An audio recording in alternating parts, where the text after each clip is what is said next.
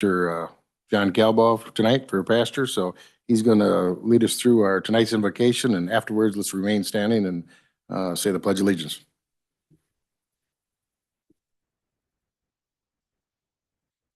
Thank you for having me. Let us pray. Heavenly Father, tonight we begin by just saying thank you as we continue to celebrate what we celebrated the first day of this week, the resurrection of our Lord Jesus Christ, and how his sacrifice and resurrection saved us from our sins. We do pray for those who are grieving tonight, the passing of Pope Francis, and we pray that you would give them comfort and peace, especially our Catholic brothers and sisters that are even in this room, God. Lord, tonight we also thank you for the freedoms we celebrate as a nation, from both starting at the federal level down to the state level and even to this local level. Lord, tonight in this room, we just pray that you would bring wisdom and guidance to all those that are in discussion and those who will be making decisions that affect our communities. We ask that you would bless them and bless this evening in Jesus' name. Amen. Thank you. Thanks, John. Yep.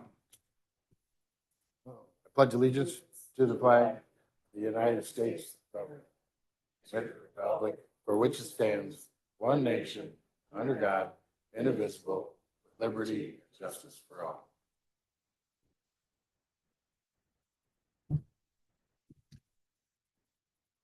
Nancy, would you like to do roll call?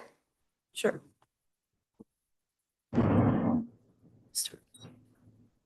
Acree, Here. Bivens, Book, Here. Dallas. Here. Freel, Here. Gascoigne, Here. Hudson, Present. Huss, Here. Kitson, Copine, Here. Naylor. Present. Norberg, Here. Pearson, Present. Rod, Here. Sheline, Here. Scrogstad, Here. White. Here. Wilson, Here. Zeman, Here. and Olson. Here. Thank you, Nancy. Under announcements, I got please mute or turn your cell phones off so they don't interrupt us during the meeting. And also, we have Life Safety Award tonight for Corporal Josh Coward and Deputy Justin White. And Sheriff Clay Whalen's going to present.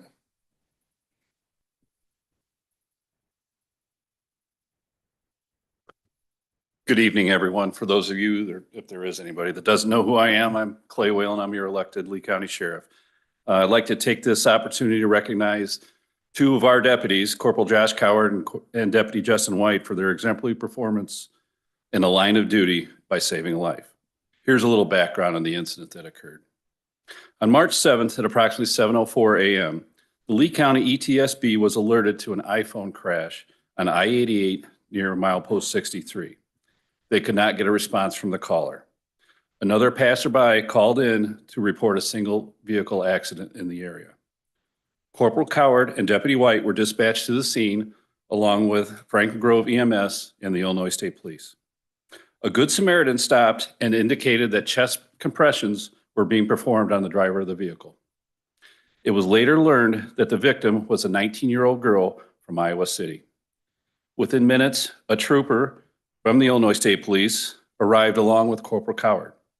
The officers took over CPR, and Corporal Coward requested that Deputy White bring an AED to the location.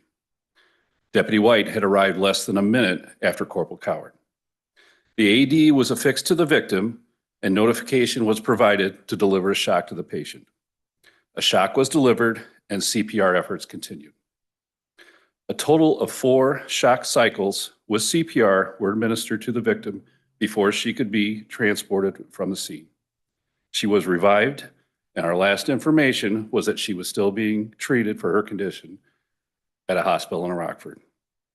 Please join me in congratulating Corporal Josh Coward, who could not be here tonight due to kids and baseball and other family constraints, and Deputy Justin White on their receipt of the Life-Saving Award.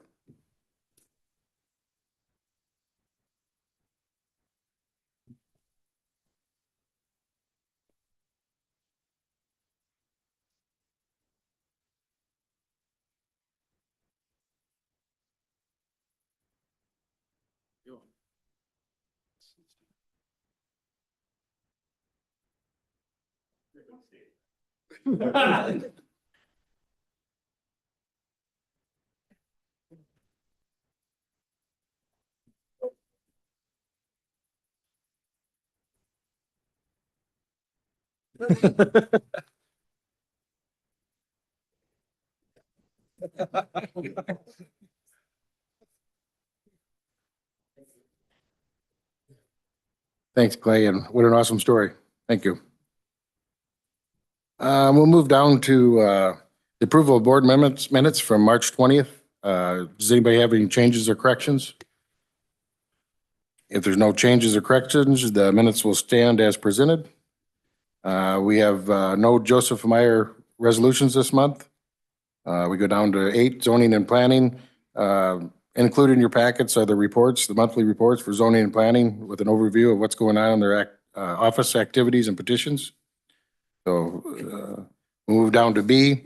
Tonight we have 5 petitions going to the Zoning Board of Appeals.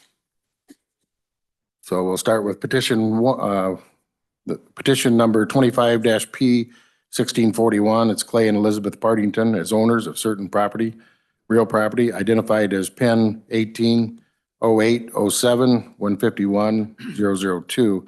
It's commonly known as 601 Rock Island Road, Dixon, Illinois, in South Dixon Township.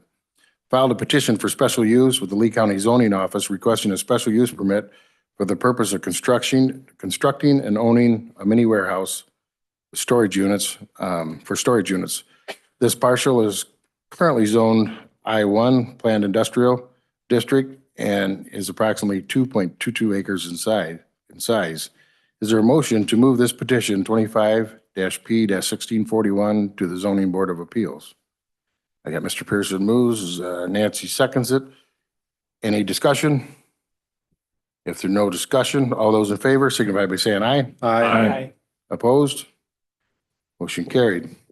We'll go to the second petition on the docket tonight, petition number 25-P-1642 by Pivot Energy, Illinois 258 LLC as leasee of certain real property identified as Pens 15-07-12-377-002 and 15-07-13-100-002 in Nelson Township, Lee County, Illinois.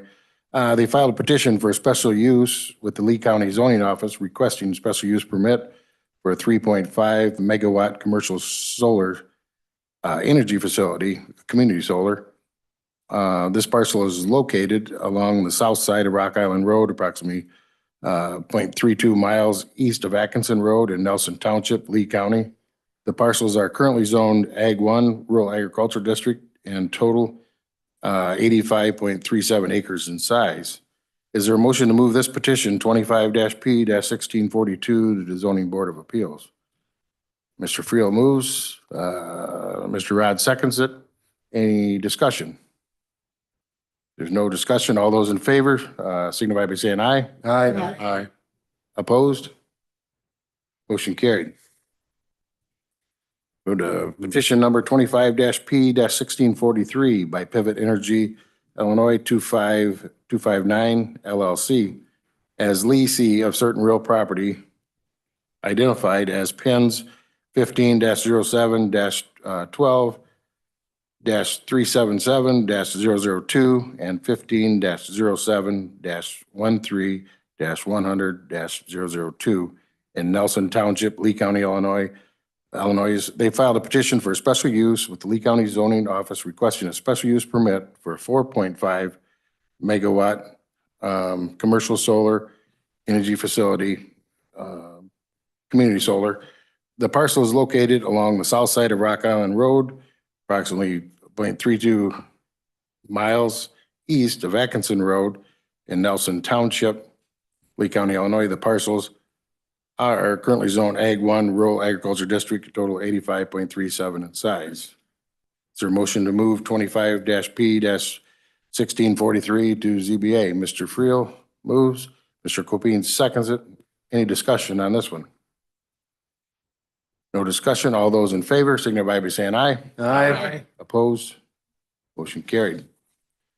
We'll go to number 4 on the docket. petition number 25-P-1644 by Pivot Energy Illinois 260 LLC as leasee of certain real property identified as pins 15-07-12-377-002 and 15-07-13-100-002. It's in Nelson Township, Lee County, Illinois, filed for petition of special use with the Lee County Zoning Office requesting a special use permit for a 3.75 megawatt commercial solar energy facility, community solar again. The parcel is located along the south side of Rock Island Road, approximately 0.32 miles east of Atkinson Road in Nelson Township, Lee County, Lee County. The parcels are currently zoned Ag 1 Rural Agricultural District and total of 8.37 acres in size. Is there a motion to move petition 25-P-1644 to the Zoning Board of Appeals? Mr. Friel moves. Mr. Akery seconds it. Any discussion on this one? If none, all those in favor signify by saying aye. Aye. Opposed? Motion carried. We'll go to petition number 25-P-1645 by Compton Community Fire Protection District as owners of certain real property identified as PIN 05-17-11-11-300-007, commonly known as 748 Illinois Route 251 Compton in Brooklyn Township, filed a petition for variance with the Lee County Zoning Office seeking a variance from Title 10, Chapter 9, Section 3, bulk regulations of the Lee County Code. More specifically, a side rear yard setbacks from the northern property line due to the lot being irregular in shape. With intentions of building a new fire department, the parcel is currently zoned Ag 1 Rural Ag District and is approximately 2.56 acres in size. Is there a motion to move this petition to the petition 25-P-1645 to the Zoning Board of Appeals? Mr. Gascoigne moves, and Ms. Nancy seconds it. Any discussion? If none, all those in favor signify by saying aye. Aye. Opposed? Motion carried. We'll go down to C. I have one petition going to the Planning Commission. Petition number 25-PC-79 by the Lee County Zoning Administrator was filed, in which the petitioner seeks to amend the text of Title 10, Chapter 8, Lee County Code of Ordinance to create standards for a technology overlay district. Is there a motion to move this petition 25-PC-79 to the Planning Commission? Mr. Norberg moves, Mr. Friel seconds it. Any discussion on this? If none, all those in favor signify by saying aye. Aye. Opposed? Motion carried. I have no petitions coming from ZBA, and there are no petitions coming from the Planning Commission tonight. So we move on to Administrator Monthly Update and Board Member Comments. Jeremy, you got anything you'd like to share with the board tonight? Yeah, just quickly, I wanted to announce for those that had not heard yet that we have hired Joe Bay as our new building official with the restructuring of the zoning department to the zoning and building department. We also hired our new senior assistant state's attorney, Mike O'Brien, who will be replacing Brian Brim as he's retiring here in the coming days. So we're very excited to announce those two new hires to the county. Thanks. Any board member at this time want to comment? None. Thanks, Jeremy. We'll move on. I have nobody for public comments tonight. So we'll move on to county organization presentations. We got Mr. Tom Dimmer from Laceda, give us a quarterly update report. Good evening, Mr. Chairman and members of the board. It's good to be back with you this evening. Provide a little bit of an update about what's happening on the economic development front in Lee County. As always, I welcome any questions or topics you'd like to talk about, but I'll just start with a kind of an overview of what we're seeing right now out there in the market. It's a very interesting time globally as a lot of economic uncertainty is coming through some of the projects that we're working on right now. However, things still remain very active, very busy. We still see a large number of project requests for information that are being published, and a lot of companies are still moving forward with plans for expansions or additional facilities in the Midwest, in Illinois, or here in the United States. A couple of the projects that we continue to work on, this area just naturally and for a long time has been a center for a lot of logistics projects, given our proximity to Chicago metro area and really the greater Midwest. Some of those logistic projects are the ones that are probably the most impacted by some of the global trade uncertainty today. You think about those companies are involved in moving both imports and exports from one country to another in a lot of cases. And there's a lot of uncertainty right now as to what those new relationships will look like. And so a couple of the projects we've been working on, one in particular that's been probably about 15 months in the making, it's not canceled right now, but it's just kind of on pause because they're trying to update new numbers of, here's where the product was coming from and here's where it's going. What's that relationship look like in the future? So we remain really well positioned for those. As soon as people get new projections out about where things are going to be coming and going, we'll still be in a good spot for those kinds of projects. But that's probably the area that I've seen the most impact by some of the tariff conversations and some of the uncertainty that we've seen is folks who have some supply chain in place today are starting to rethink what that looks like going forward. We had a couple of good projects that have come up. One that's been almost a year old and two that are a little bit newer in the food manufacturing space. Again, something that we've had a longstanding industry cluster kind of up and down this I-88 corridor with food manufacturing and gives us a good opportunity to pair both some of the consumers of food in the large population centers and some of the inputs for food coming from the agriculture industry in the area. So we have one very large project in food manufacturing and two kind of mid-sized projects that are looking at sites both in Rochelle and in Dixon, in Lee County, south of Rochelle and in Dixon. So those continue to be pretty encouraging conversations, and we'd like to see some of that production piece happen here as well as just the supply or the logistics of moving things back and forth.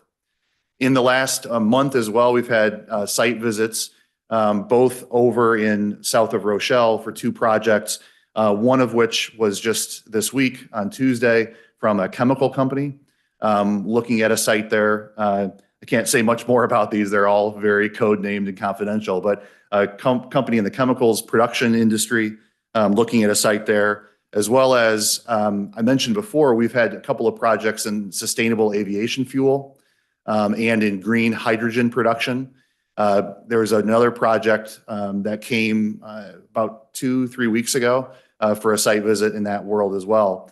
The interesting part, the reason that we've had so much interest from that industry over there is because one of the key inputs in the manufacturing of sustainable aviation fuel is carbon dioxide, and the ethanol plant that sits right on the Lee-Ogle County line today happens to emit a lot of carbon dioxide. And so they want to find a location that's close to a large emitter of CO2 like that, and they could basically just, instead of venting that into the air, pipe it over and use it as an input in the SAF manufacturing. And then in addition to that, having obviously fuel manufacturing is a very heavy industry. And so having rail access right next to a place that also has CO2 is really kind of a good combination for somebody who's looking at manufacturing and transporting, hundreds of thousands of gallons of fuel. So those two projects are interesting in that, a lot of times we think of it kind of like a funnel with these projects. There's a lot of them that come out that cast a wide net and try to find a lot of different sites. And then you just try to work your way through lower and lower through that funnel until you hopefully are the last site that remains that still checks the boxes for them.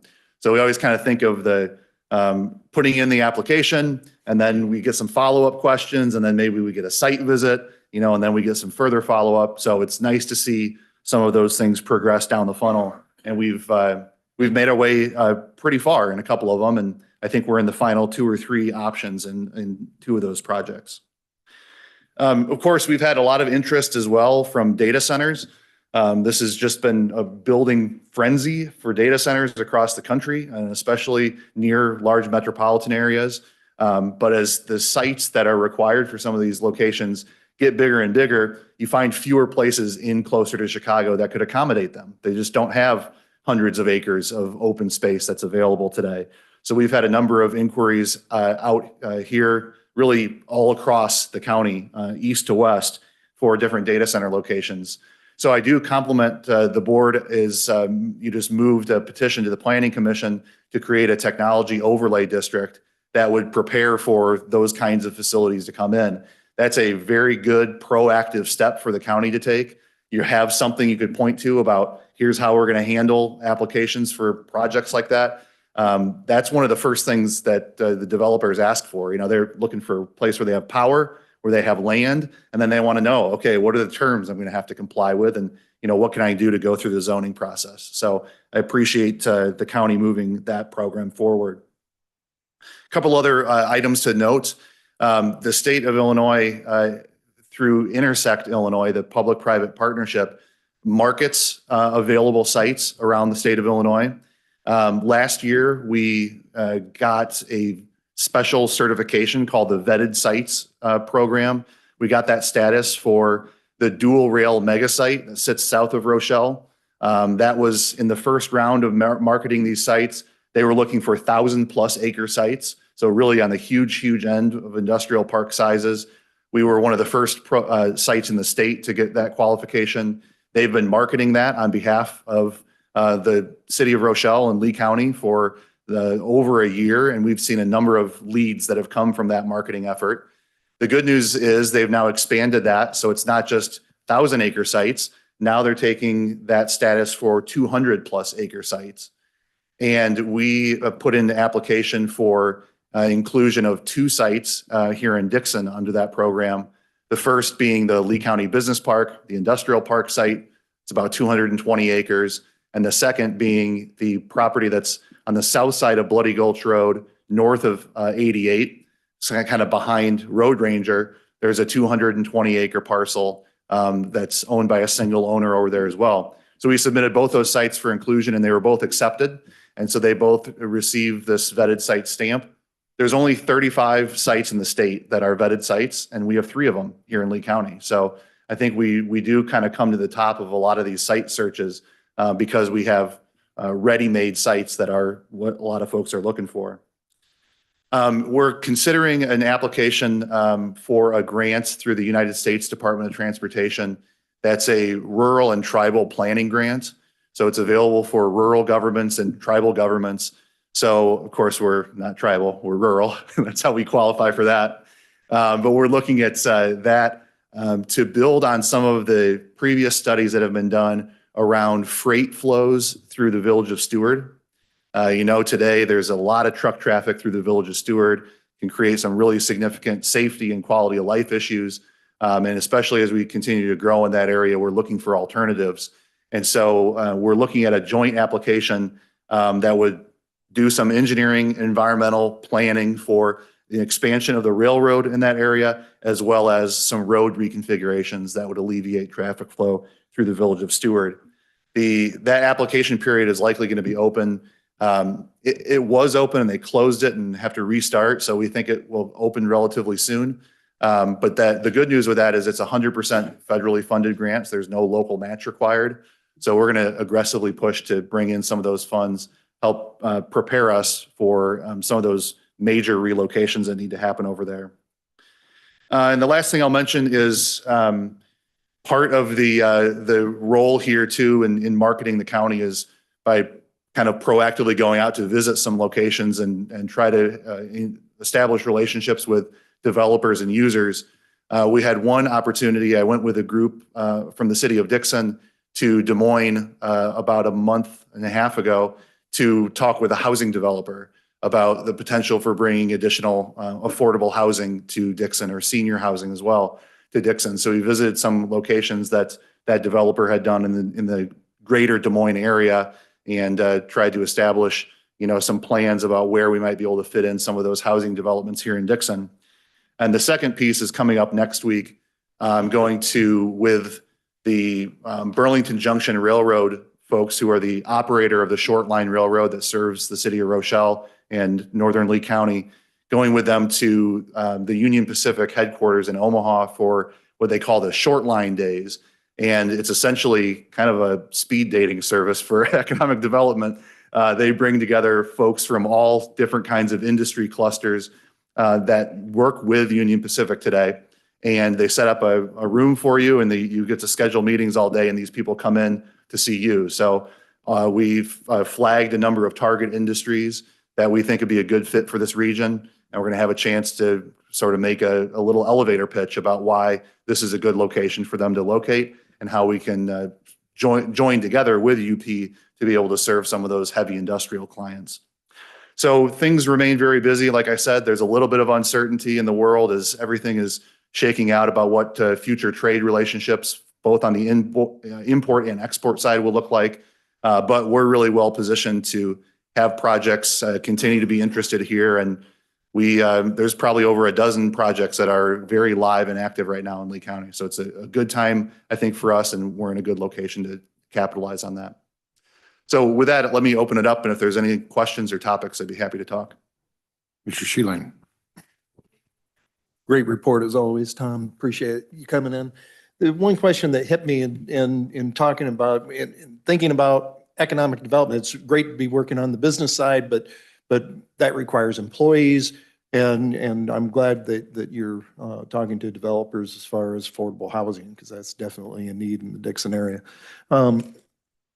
So that leads me to the question of as far as from the county perspective, is there anything, of course, we haven't updated our comprehensive plan in some time. I know we've been talking about it as a board sometime, getting that going when funds are available and we can do that. Is there, in your opinion, is there anything that's holding us back with the way the county comprehensive plan is set up at the moment that we really need to be thinking about in the future? I really haven't seen any issues with that comprehensive plan. I think it is good to update that from time to time. Sometimes we've had developers who have asked for that as an indication to them about where the county's, what the county wants to see. A lot of times developers, they don't want to go into a place where they're going to have to fight against the plan, or to go into a place where they think the priorities are misaligned.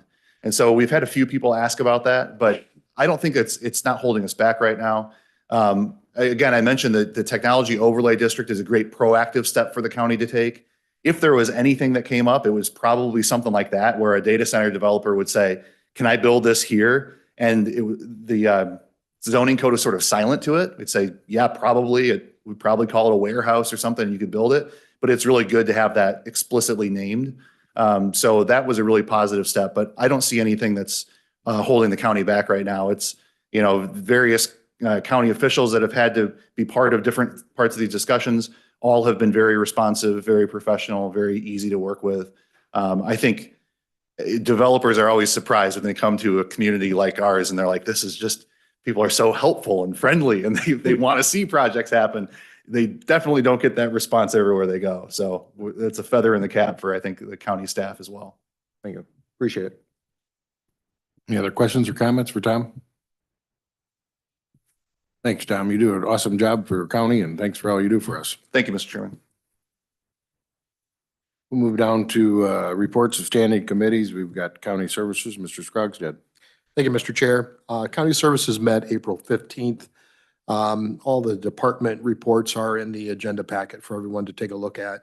I just want to bring our attention to one of the particulars in the report. It's called a PACER report, and PACER stands for Pavement Surface Evaluation Rating. The report is basically an overview of the evaluation of the county roads, of what, and it is a pretty good read, and all that is being done on our county roads and what roads would need improvement. So I just encourage everyone to take a look at that report just to see what we're spending our money on and what roads they're working on and what roads need to be done. We also discussed a resolution opposing House Bill 2827, but we'll talk about that later in our agenda later on. Any questions for Mr. Scrogstad? Thanks, Jack. Public Safety and Court Services Committee, Mr. Copine. Thank you, Mr. Chairman. Public Safety met April 15th in this room here. Department heads that were present highlighted anything that was important in the reports that they have submitted. Other than that, that's all I have. There's nothing real pressing. We've had some relatively strong activity going on some of the abandoned buildings. I believe we've got Eldina School has got some work being done that has been set up for a business or will be set up for a business. Action is still continuing on the Lee Center School, and there are a couple of other properties that are in the limelight to be addressed also. Other than that, that's all I have, unless somebody has questions. Any questions or comments from Mike? Thanks, Mike. Thank you, Mr. Chairman. We'll go to Facilities and Maintenance Committee, Mr. Friel. Thank you, Mr. Chairman. The report is in the packet. We went over what the group is up to during the month, and nothing real earth-shattering going on right now at this time. So, anybody have any questions? I'll be glad to answer them for you. Questions or comments for Dean? Thanks, Dean. We'll go to Claims Committee, Mr. Zeman. Yeah, thank you, Mr. Chairman. Claims Committee met twice, March 19th at 9 a.m. We went through 30 claims. We forwarded all 30 to the county board. The next meeting was on Wednesday, April 9th at 9 a.m.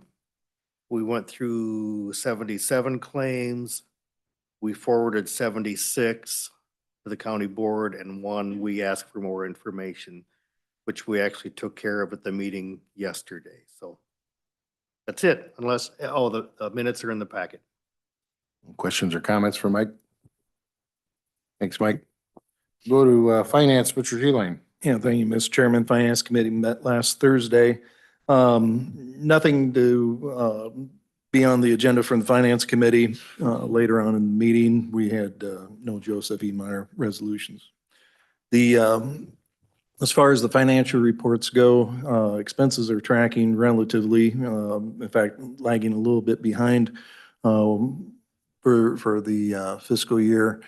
Revenues is a problem. I can tell you that we continue to be concerned about our income tax side, and specifically the personal property replacement tax. We're running about 9.59% behind where we had expected to be for this time of the year. And sales tax is up, but it's not compensating for the loss of income tax. It's not something we're real super excited about yet, but it's something that we're keeping an eye on.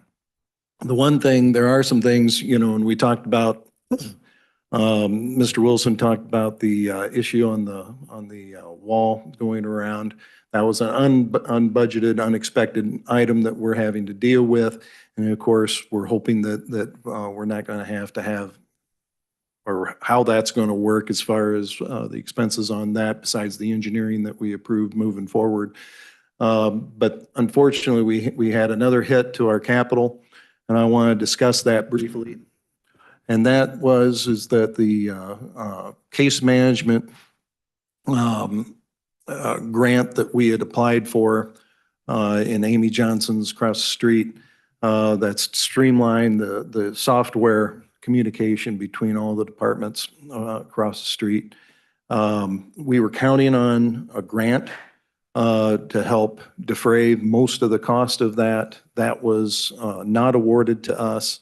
We do have the cost of that, partial cost of that in the capital budget. And you'll see that if you look at the capital budget for this year, that was $1 million. We had budgeted $1 million. So that expenditure is there.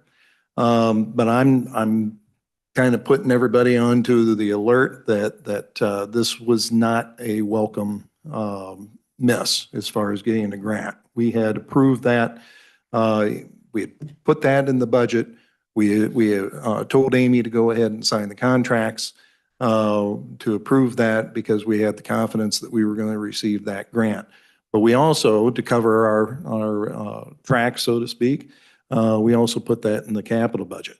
But we were all thinking that we would get that grant. Well, it didn't happen. So that $1 million is going to be expended for that purpose. We're going to be working with the contractor on that case management to see how we can spread that cost out over a number of years, over a number of fiscal years. And specifically, we're going to be talking to them about how, what does this year look like? We're really tying in what that total cost is going to be. But I'm not going to lie to you, it's a hit to our capital budget. And it's just going to make our job going forward as far as our budget for next year is going to be more of a challenge. So I just wanted to mention that. Paul, Jeremy, if there was anything I missed that you wanted me to mention, please feel free to chime in, as always. Bob? Maybe the brick grant that we're not going to receive. Sure. Oh, yeah, the brick Mark. grant is the federal grant that is paid, pays for FEMA. Yeah, but come So- out of, You want me to explain it? go ahead. Or am I missing? Let's see, am I confused? So we had won our, through FEMA, the $528, almost $9,000 Building Code Establishment Program grant through BRIC, which is a FEMA pass-through. We were notified 2 days ago, 3 days ago, that FEMA is rescinding all of those funds for any programs that had been allocated but not expended yet.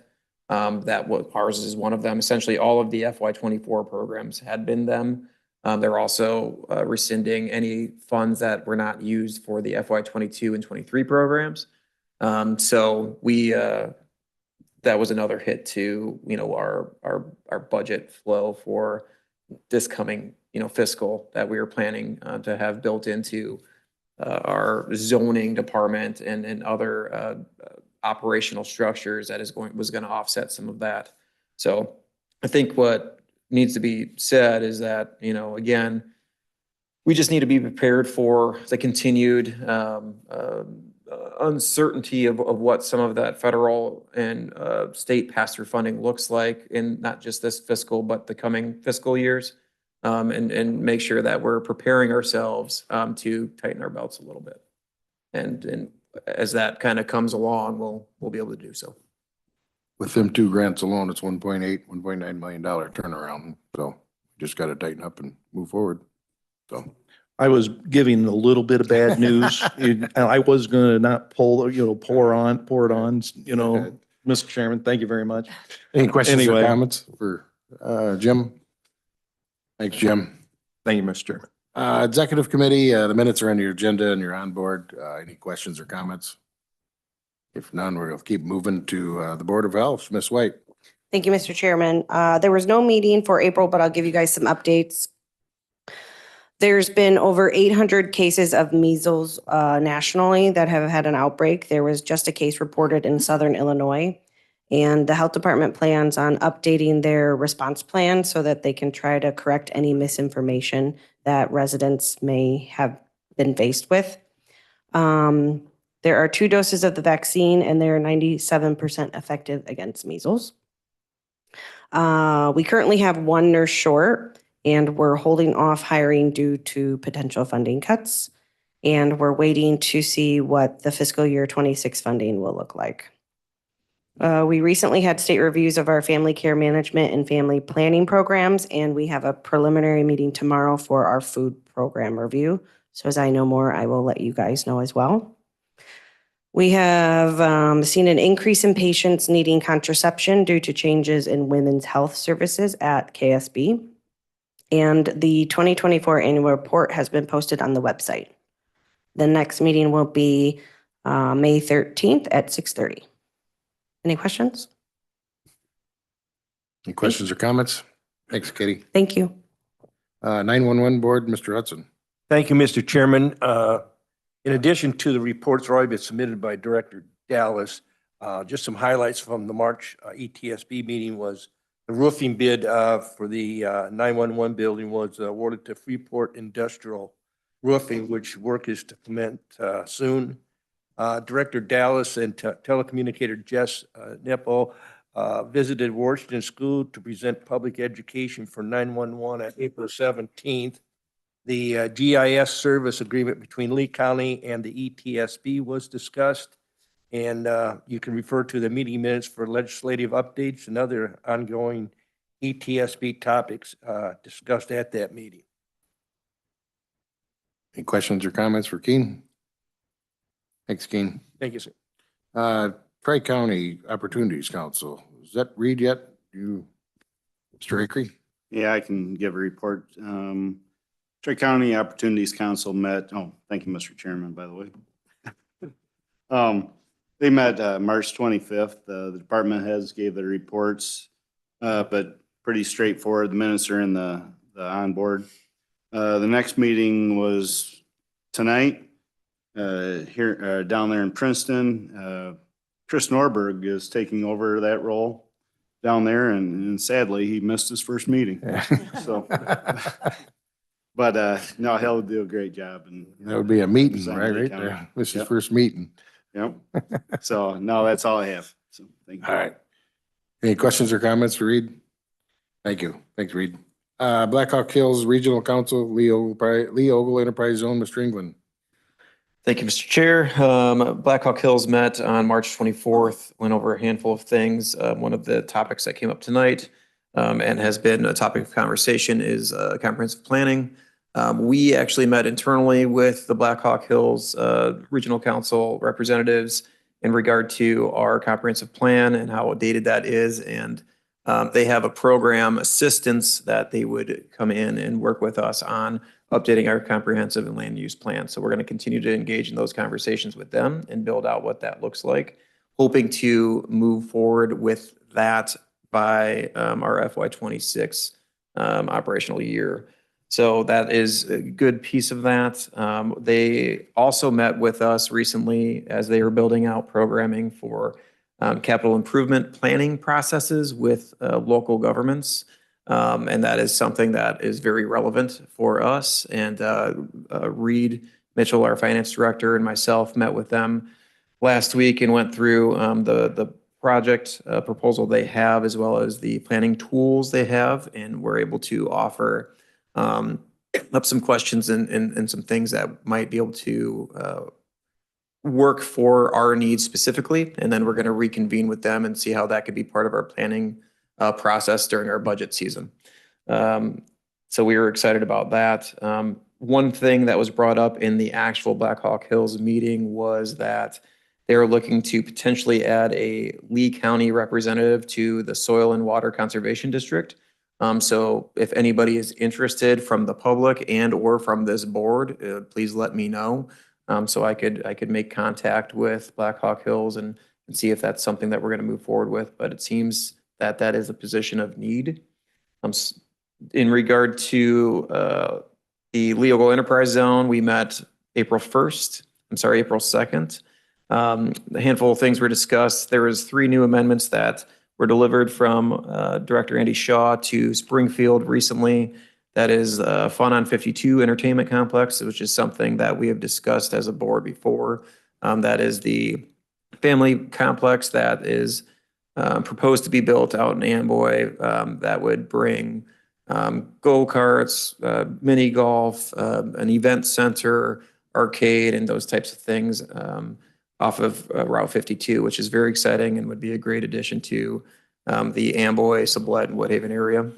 HA International Industrial Expansion was one of the other amendments for out in Oregon, and then another one was the Constellation Nuclear Plant, as they are planning on adding another 75 megawatts to their plant output. So some good things happening there, and we're continuing to monitor the usage between Ogle and Lee County, as you know, we're all vying for projects and industrial expansion. So we'll stay on top of that, and I'll report as more information comes. Any questions or comments for Jeremy? Thanks, Jeremy. Lucida, Mr. Acree, I don't know if you want to take that, or I don't know if there's anyone. No, thank you, Mr. Chairman. Not much to say. We met April 2nd. Director Demmer gave updates on current projects, and explained some of the grant opportunities we have coming up. And Lucida was also involved in a career fair here in town. So that's always good. Our next meeting is June 4th. Awesome. Any questions or comments for Reed? Thanks, Reed. Surma, Mr. Zeman. Yeah, thank you, Mr. Chair. No report today. Thank you. Mike, I got an email. I think they give us some money, did they? Or did you get that? I think we got 4,000. No, we gave them some money. It was something to do with, was it workman's comp or? Well, I thought, Jeremy, are you familiar with that? being as we're the ones, the counties that started the CIRMA, that Yeah, closed we out. did, last year we got that I think we got 25,000. I another 5 coming. We should have another amount coming. I have not received notification that we received that. What Mike is referring to is we did have to pay in for excess work comp coverage recently, but that just went through claims committee, so. But this one, I think I got an email last week. It was $4,700 or $4,800, somewhere in there that we got, they closed out another year. Maybe And, Paul could answer that question if the treasury received that or not, not that he's aware of. Okay. All right. check Yeah. is in the mail. Yep. All right, any questions or comments for Mike? Thanks, Mike. Illinois Association of County Board Members, Mr. Copine. IACBM, thank you, Mr. Chairman, sorry. We met April 17th and reviewed approximately 10 Senate House bills over an hour and a half. Out of those, one was opposed and 2 of them were supported. The other ones are still being considered. The House and the Senate being on recess or spring break or whatever. House just came back in the 22nd, so there's nothing yet new from what we had the 17th. Senate will be coming back the 29th, and we may see something from there. Otherwise, there's nothing new since, our meeting on the 17th. If you have any questions, I'll try to answer them for you. Questions or comments for Mike? If none, thanks, Mike. Thank you, Mr. Chairman. We'll move on to unfinished business. We have an ordinance petition number 25-PC-78. It's by Lee County Zoning Administrator. Was filed and petitioner seeks to amend the text of Title 10 zoning reg of Lee County Code of Ordinance to replace the Zoning Board of Appeals with a zoning hearing officer. We held this over in March, but since the county is yet to fill that position of zoning hearing officer, I'd like to get a motion to table petition 25-PC-78 if possible. Ms. Nancy moves, Mr. Hudson seconds it. Any discussion? If none, all those in favor signify by saying aye. Aye. Opposed? Motion carried. Thank you. We'll move to new business. We got a resolution opposing House Bill 2827.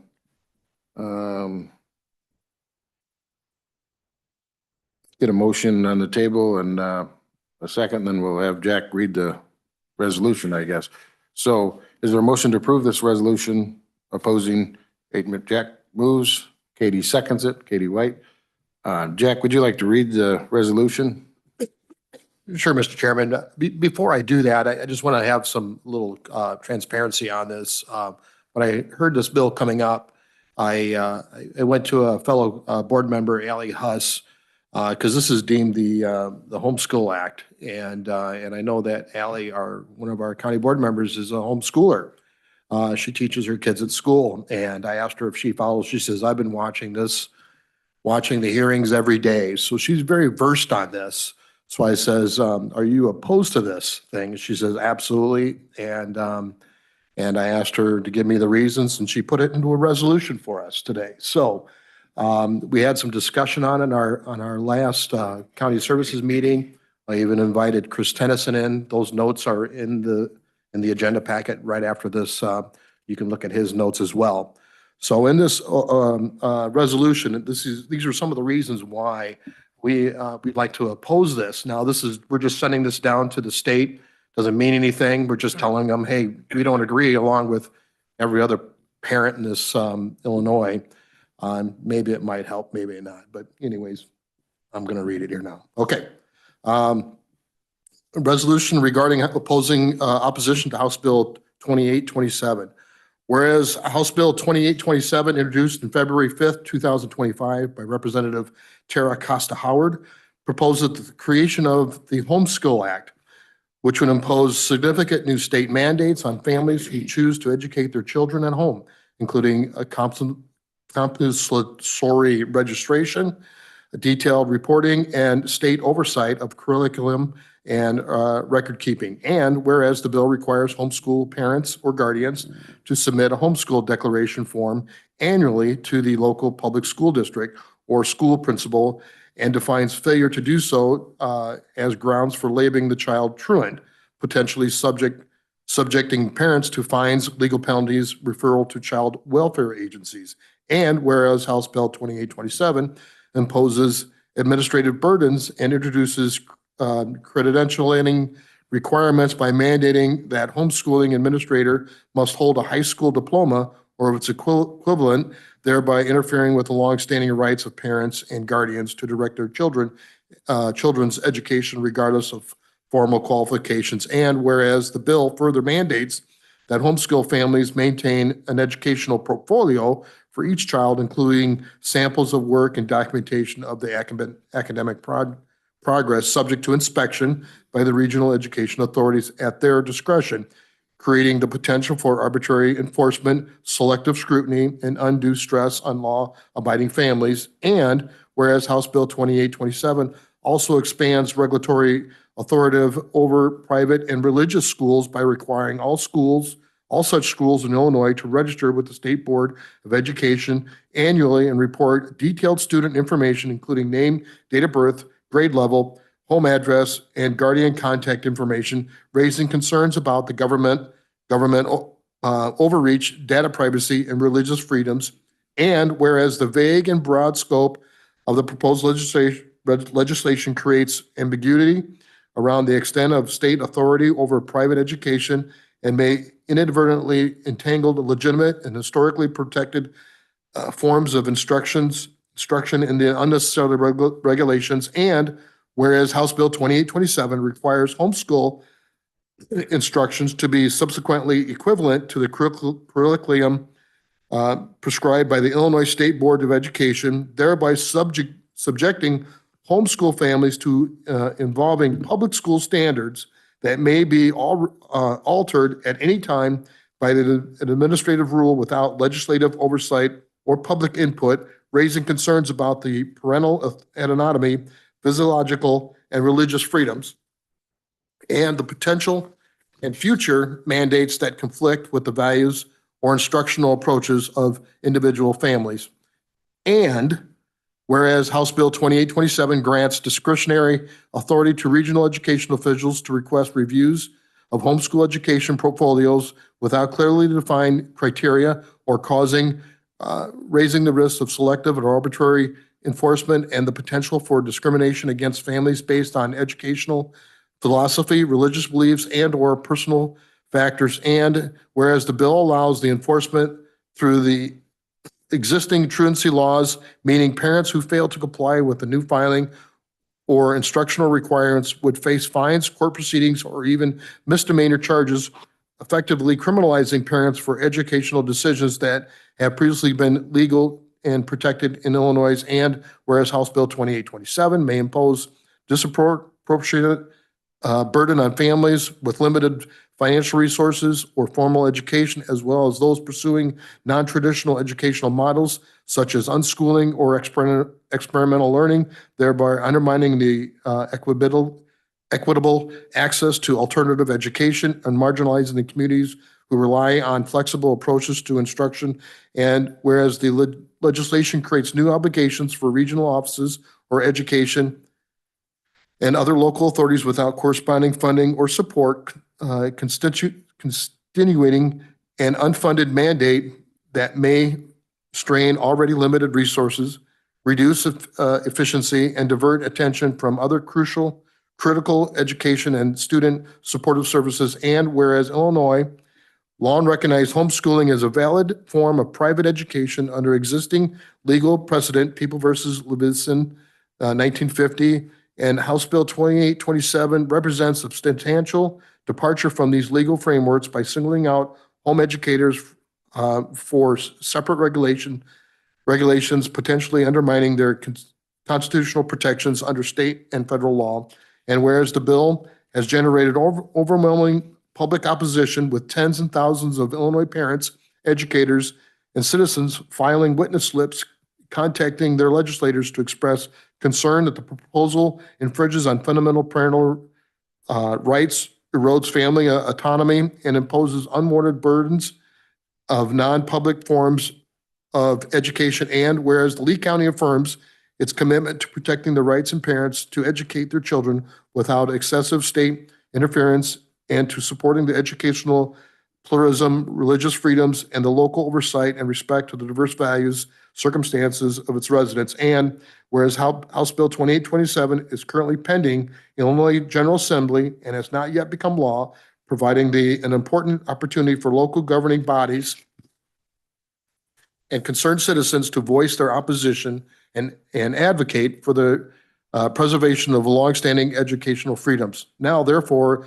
may it be resolved that by the members of the Lee County Board on behalf of the people of Illinois, states as following. The Lee County Board strongly opposes House Bill 2827 and any similar legislations that infringes upon the rights of parents and guardians to direct education of their children.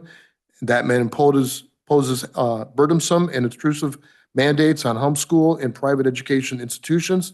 The Lee County Board urges the Illinois General Assemblies to reject House Bill 2827 in its entirety and to avoid any future efforts that seek to restrict educational freedom, impose data collection mandates on private citizens, or expand on state control over alternative forms of education without clear justification and due process.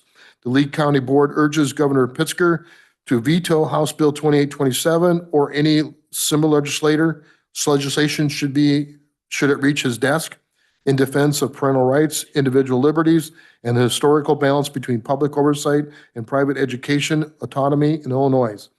The Lee County Clerk is hereby directed to send copies of this resolution to the Governor's Pritzker, the Speaker of the Illinois House of Representatives, and the President of the Illinois Senate, the minority leaders of both chambers, and the representatives of senators serving in Lee County. Nice job.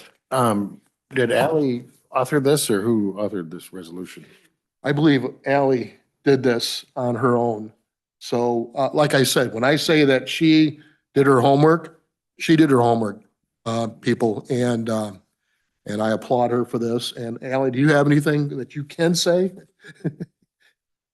I can answer any questions that anyone might have about it. The resolution of opposition lays out the framework for the bill that has been coined the Homeschool Act. I do want to add that so far there have been over 56,000 petitions filed witness slips filed in opposition of this. And as it currently stands, it has not been called for the final vote in the House. Nice. Any questions or comments? Yes. Yeah, I mean, I'm listening to like what they're asking here, that you're not truant, you got a high school diploma, you're gonna apply some standards. So Illinois has standards already for the education that has to be required for the term all unschooling students. is frightening.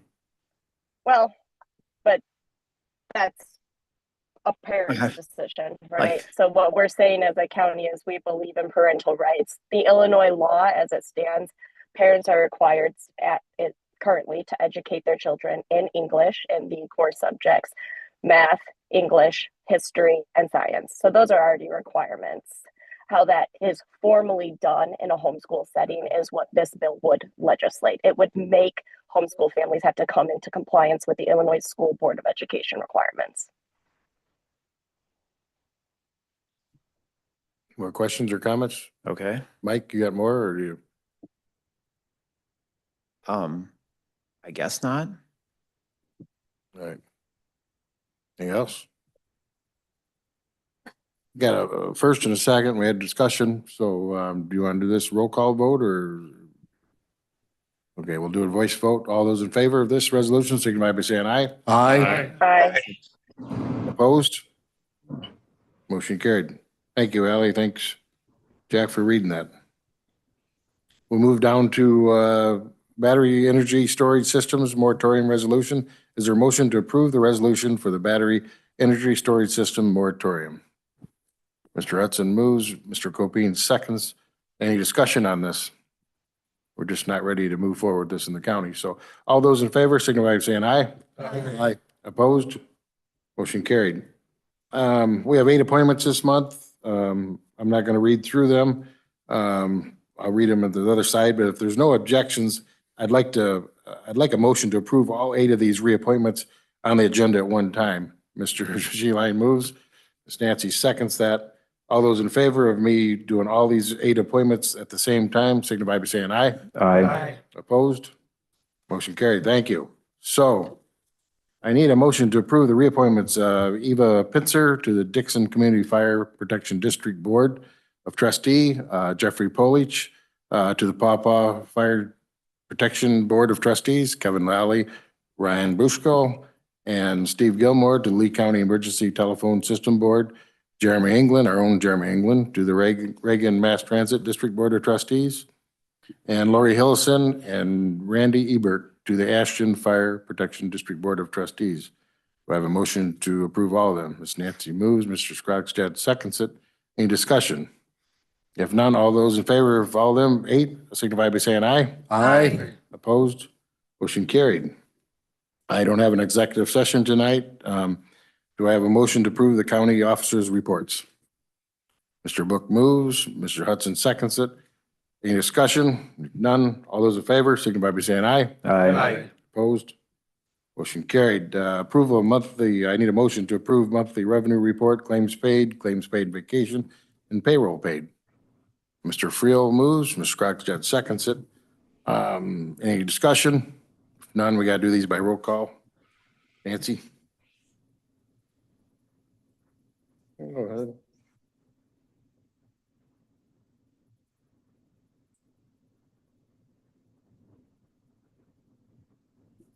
Okay, I'll start with Hudson. Yeah. Huss, Yes. Yes. Copine, Naylor, Yes. Norberg, Yes. Pearson, Yes. Rod, Yes. Sheline, Yes. Scroggstad, Yes. White. Yes. Wilson, Yes. Seaman, Yes. Acree, Yes. Book, Yes. Dallas, Yes. Friel, Yes. Gascoigne, Yes. Olson. Yes. Motion carried. Thank you. Is there approve, I need a motion to approve board member mileage and per diem. Ms. White moves. Mr. Friel seconds it. All those in favor, signify by saying aye. Aye. Opposed? Motion carried. Motion to adjourn. Usually Mr. Wilson moves. There he is. Mr. Pearson seconds it. All those in favor, signify by saying aye. Aye. Thank you, everybody. The running joke is, I always